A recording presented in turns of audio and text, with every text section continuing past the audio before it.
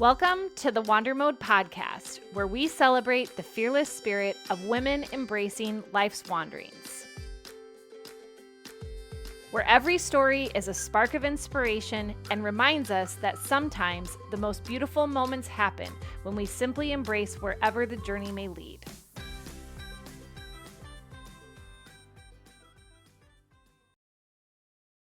If you got real honest with yourself, would you be able to say that you know your body really, really well?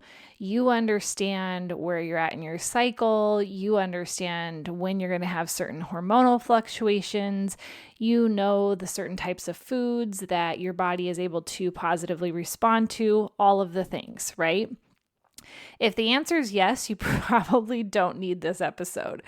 But if the answer is no, you may want to take a listen to my conversation with Vanda Aubrey, because we talk about functional medicine and how you are able to think differently about tracking your body and paying attention to the things that are going on with your body in order to truly live life in the most comfortable way possible. Vanda gives practical tips on paying attention to the things that are going on with your body, but also introduces some really basic concepts like reintroducing minerals into our bodies instead of just jumping straight to a medication. Take a listen if that is perking your interest, because it's likely that you need it if that sounds interesting. I'm looking forward to our conversation about functional medicine, as this is not a topic I've covered on the podcast before. You're welcome, Julie. Thanks so much for having me. Just to give us a little bit of context, how long have you been in the functional medicine space? And was there something in particular that happened in your life to go down this route compared to other versions of medicine? Yeah, so I've been an RN for almost 11 years now. And then I've been in functional medicine specifically for coming up on 4 years. And I really got into functional medicine as a result of my own journey. I feel like that's how a lot of us end up doing the businesses that we do or the things that we're passionate about. Before I got married to my husband, I got to a point in my health that I needed to come off of my birth control for various reasons. I was having a lot of side effects. I had started to have migraines that they couldn't really pinpoint another reason for. And so I decided that I was going to transition off the birth control. And when I did, I completely lost my period and my cycle for over 9 months. And I was very concerned about my fertility for the future because my mom had some fertility struggles between being pregnant with me and my brother. So I kind of had that in the back of my mind. And then, like I said, I was a nurse. So I just knew like it's not normal for me to not cycle every month. And I would go to my physician at the time and I would ask questions. And I would ask for lab work and I would express my concern. And I just kept kind of getting dismissed. And really the only thing they wanted to do was put me back on birth control. And I was like, well, no, like the whole point was I was going off the birth control, and I felt convicted enough that like I had done the right thing by that. And I was just kind of like, okay, well, thank you, but no thank you. I will just keep trucking along and see what happens. And so I started going on blogs and listening to podcasts. And I knew this wasn't the first person that this had happened to, so I just tried to find people with similar stories, what they had done. And I came across Dr. Jolene Brighton. And she is into functional medicine, and it just introduced me to this whole new world of not just women's health and in a functional medicine sense, but health in general. And I was immediately fascinated, and I was like, wow, these core principles of functional medicine are a lot different from what I'm doing in my day-to-day job as a nurse, working in conventional medicine, working at the bedside with really sick people. And I just got interested in it. I spent the next few years continuing to work my normal job. My husband and I got married. I had my first child. And it was after I had her that I again got to a point that I said, I don't really feel as good as I would like to.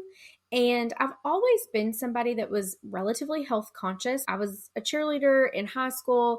That kept me moving. I don't eat perfect. I still don't. But, I always made reasonably healthy choices. And I was like, I just need to dig into this a little deeper, and got back into functional medicine and really learning how to take like a root cause approach to the symptoms to figure out why am I having this symptom? Why is this really happening? My body's trying to communicate to me and tell me something. And what is that? And how do we fix it? And I just fell in love with it. And there are opportunities uniquely for nurses to take special trainings and programs to get into functional medicine and get certified. And I went down that rabbit hole and just fell in love with it. And I've been doing it ever since. You specifically mentioned that birth control and that loss of your menstrual cycle being that red flag. Would you say that there are any other common areas where if you aren't pausing to say, this feels a little bit off, maybe you should be taking some stock in that and evaluating that a little bit more? There are two that come to mind immediately. Number one is the cycles and periods, because I think that society leads us to believe a little bit that your period is a bad thing. It's normal for you to be miserable leading up to your period while you're on your period. And that's really not the case. That's really not how it's supposed to be. So that would be one. And then the other one is, as a mom specifically, that it's normal and expected for us to just be tired all the time. It's like, well, you're a mom now, you're not sleeping well, your kids are running you ragged. It's just normal for you to be tired. And women will bring these concerns up. And again, they just get kind of dismissed or brushed under the rug as like, well, that's just kind of part of it. What are your thoughts on that? Why it is that oftentimes when we have these concerns, even if we do take them to doctors, why this is normal? Or like, I'm going to kind of push this under the rug. So I always like to tell people when I'm having these conversations that common doesn't equal normal. And I think that gets lost in translation sometimes, because if you think about a physician that is seeing 30 people in a day, if 20 of those people coming in are saying the same thing over and over and over, and I don't want to be negative towards physicians because I don't mean it that way, but if they're hearing that all the time, day in and day out, it does become normalized to. Yeah. And I don't think they're being dismissive intentionally, or I don't think they mean any harm by it, but I think that's one layer of it. Another layer, and this might sound bad, but I think it is the truth of the situation, there's no pill they can prescribe for those things. Functional medicine in itself really doesn't make someone a lot of money, because it's getting back to basics and focusing on things that don't require medications, that really don't necessarily require the physician. And again, I don't think it's that physicians do this with any ill intent. I know, because I've worked with them and I've worked in offices before. They are so held to the fire by insurance companies and the organizations that they work for that really puts boundaries on them with the amount of time they can spend with a patient and how many patients a day they're expected to see and what types of clients and income they're bringing to the practice or the organization. I think that's a major hurdle. Yeah. It's not about treating really the whole person anymore, because they don't even have the time right. to explore the whole person. And I was reading an interesting article about how we process things with our brains. And oftentimes our brains are trying to group or categorize things in order to make certain things simpler so that you have the bandwidth to be able to then explore other things. And so to your point, as you're thinking about, let's just say 30 women coming into a clinic and 20 of them have said, I'm tired, my periods seem off, whatever, to that physician's credit, is somewhat going to group and say, okay, this is a common thing amongst women who are 40 to 45 or whatever the case may be, because you have to then create the bandwidth for analyzing the thing that seems to be out of place. Yeah, absolutely. If that makes sense. It does. Yeah. Okay. So when we hear the term functional medicine, what is a brief functional medicine 101 as far as when you're trying to evaluate or making certain changes in your life? Is there a good starting point or order to the things that you should be evaluating? So to give a definition to functional medicine first, a common analogy that you may hear is if you have a bucket and it's full of water and there's a hole in the bottom and the water is leaking out. In conventional medicine, sometimes we're more focused on pouring more water in the top to keep the bucket full. But the problem really is the hole in the bottom of the bucket. And we've really got to fix that to keep the water from flowing out. So that's kind of the point of functional medicine, is to really get to what is the problem, what is the root of it, and what's causing it. Because if we can get to the cause and treat that, then the symptoms associated with the problem can then be fixed. A lot of times, specifically the women that I work with, are dealing with hormonal struggles. And with your hormones, there's almost like a snowball effect that happens. It's like once one thing gets off, there's a trickle down of everything else going off track or not being able to be produced at a sufficient amount or balanced within the body. So when you decide that you're going to try to take a functional medicine approach to your health and you're really going to get down to the root cause of what's causing your problems, you first have to learn how to get really in tune with your body and listen to what your body is saying and be mindful. And I don't always tell clients to literally write things down, but sometimes that's helpful. At the end of the day, what did I notice about my body today? Like, I was super tired after lunch. Okay, what did I eat at lunch? How long had it been since I had had breakfast?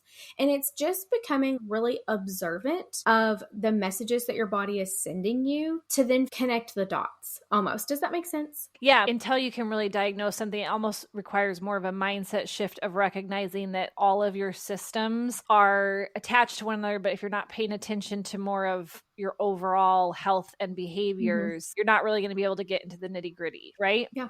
And it's interesting that you bring this up because I definitely think I'm in the beginning stages of perimenopausal type of things. And I'm definitely experiencing these really crazy hormone shifts that are showing up in different ways, but it feels a little bit like whack-a-mole. Like, oh, okay, like got that one, but then there's something else, right? So it might be the acne or the shifts to my sleeping or some increased anxiety that I haven't felt since I stopped breastfeeding or whatever. And so because there is a lot going on, you're kind of like, so am I feeling this way because of this? Or is it this because of this? Sort of the chicken or the egg example, like which came first? Yeah, absolutely. And for us women, there's the big knowledge gap around our cycle in itself and how we track our cycle. If women are on birth control, a lot of women don't realize that totally shuts down the communication between your brain and your ovaries, and you're not actually having a cycle. It's controlled by the synthetic hormones in the birth control. And if you're not on birth control, even a lot of the tracking apps that we have now, which I think can be such a great tool, a lot of them are hard set on the back end to sync to a 28-day cycle. Well, not every woman is going to have a 28-day cycle. So it's important for women to also understand what are the different stages of your cycle. And obviously there's hormone fluctuations there. So what does that impact, or how does that impact your mood, your energy, your appetite? Because sometimes if you get more in tune with that and you do start to track it a little bit, you will realize probably that there's, well, these few days of the month or this week of the month, I feel this way. And it's because this hormone fluctuation has happened. When you don't have that awareness, you do kind of feel like, you said, like whack-a-mole. It's like, well, this week I felt great. And next week I don't feel great. And I don't really know why, because I didn't change anything I was doing. Like, I'm eating the same, I'm getting up at the same time, but I feel different now. And I don't know why. So with the menstrual cycle thing specifically, and we're moms of girls, it sounds like you have at least one daughter. I also have a daughter. I'm not sure how old she is or if you're even in that stage, but I'm curious because you talked about this overall lack of understanding. Has that impacted how you are conversing with your daughter at all, or how you're bringing that information into your family? Yeah. So my daughter's only 5 right now, but my best friend that is also very much in tune with her body and has a history of some cycle things. She has a daughter that has just gotten her cycle. Her kids are teenagers, and we talk all the time about how cool it is that we have this knowledge and we're going to get to teach them. And she's already teaching her daughter what to expect at different points in your cycle. Yeah, you might feel a little more irritable this week, and it's normal. It's linked to your hormones. And also, just having those conversations, I think, is going to open up their ability to talk back to us about, well, Mom, I noticed that this week I felt this way. Is that related? It just kind of gives them more of an opportunity to be curious about their own bodies and ask questions. And I always say that in my mind, I would love to have a class where I bring moms and teenage daughters together. And we have this crash course of information that I wish I would have been taught when I was in high school and maybe even middle school. Because, girls are starting their Oh, cycles yeah. earlier and earlier all the time. And teaching them how to use that information to their benefit. Because when you are aware that around the time that you ovulate every month is typically when you feel your best and you're more extroverted and you feel like going out and doing things, that's when you want to go on dates for the first time. That's when you want to be on a podcast, when you want to give a presentation at work. There's a whole world of cycle syncing that exists out there, and people sync everything to their cycle. They'll plan vacations, they'll plan big projects at work, events that they're going to host, like you're going to have a family reunion. If you get in tune with your cycle, you can pick out on the calendar, oh, this week probably wouldn't be a good time to do that, but this week would be really nice and I'll probably enjoy it more. And I think giving them that power from a young age is just incredible. To your point as well, the more knowledge you have around that piece, it's going to help you regulate naturally the other things too. Like, ooh, I really shouldn't probably be eating that right now, because for me, I know that's going to make me feel this way, which then might help with the functional health aspects of the rest of our lives as well. I want to go back to something you said with having a class for moms and daughters, because my daughter's also only 4, but I also taught middle school for 16 years. So I was very much with the 12 and 13-year-olds, as many of them were getting their very first cycle and that sort of thing. So I think that that's an absolutely brilliant idea. Would you say that there are still a lot of conversations we can have from just a functional health perspective with our kiddos to get them primed for those conversations about paying attention to their bodies? So one of the big things in functional medicine is our nutrition and what we eat.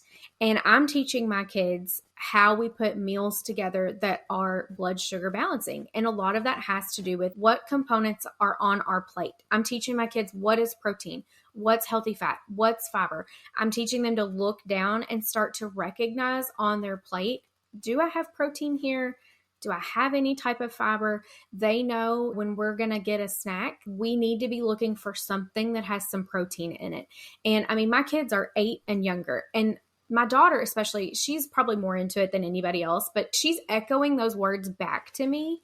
So I know that she's picking up on it, and I know that that's going to impact her from here moving on. And I also don't put expectations for perfection around it. Like, we absolutely still eat out. We absolutely still have snacks that are not balanced for blood sugar. But I think the sooner that we can start to introduce any of those things is going to benefit them in the long run. And then I have been honest with her to a point that's age appropriate about my cycle and my period. Like, she sees supplies out in the bathroom or asks questions. I'm pretty honest with her in the way that I answer. Mm-hmm. That's the important thing to remember about kids too. If we want to change these generational cycles around understanding our bodies, is that we really need to view them as they are these little sponges of information. And when they're asking a question, they don't know to be embarrassed by their question, right? But yet generationally, we were perhaps raised with some embarrassment around our periods or not talking about female things, but we can change that narrative when we're honest about what it is that we're actually experiencing, because then it doesn't teach them to be embarrassed. Yeah. It's just a question, and there's just simply an answer. Yep, I am in this part of my cycle. I love it. Absolutely. I think a good question to end on, because I know you have a hard stop time, is what is your stance around introducing hormones or supplemental things to help regulate maybe some of the things that you're noticing from a functional health perspective? Absolutely. So that's such a great question. I do some functional testing in my practice. I do HTMA testing and I do Dutch testing. HTMA testing is hair tissue mineral analysis, and it checks your mineral levels and heavy metal exposures. And then we have Dutch testing, which is comprehensive hormone testing. And what I have found across the board with a lot of the women that I have worked with is that we are deficient in minerals. And this is not just by happenstance. There's so many things that happen in our life that lead us to this depleted state. Birth control depletes minerals and nutrients. When we're pregnant, we lose around 10% of our minerals with each pregnancy. Then if you continue to breastfeed, you're continuing to give those things to your baby and you're losing them.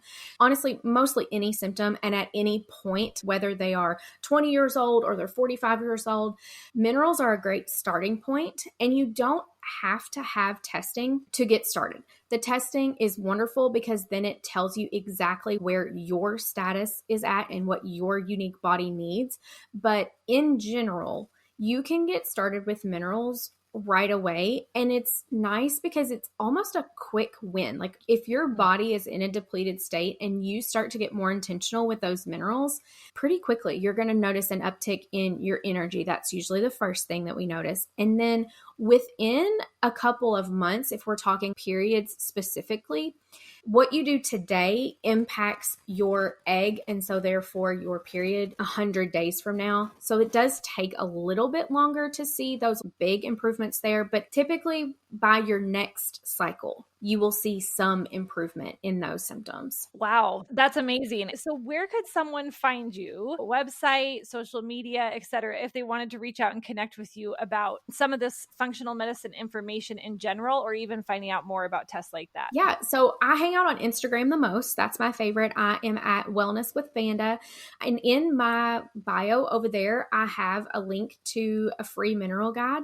So that's a great place to get started if you are having any symptoms and would like to start introducing minerals, because it doesn't have to be overwhelming. It can be so simple. That guide has recipes. It has a list of pantry staples, fridge staples. It goes into just a little bit of the education on why minerals are important and which ones are the most important. So that's a great place to start.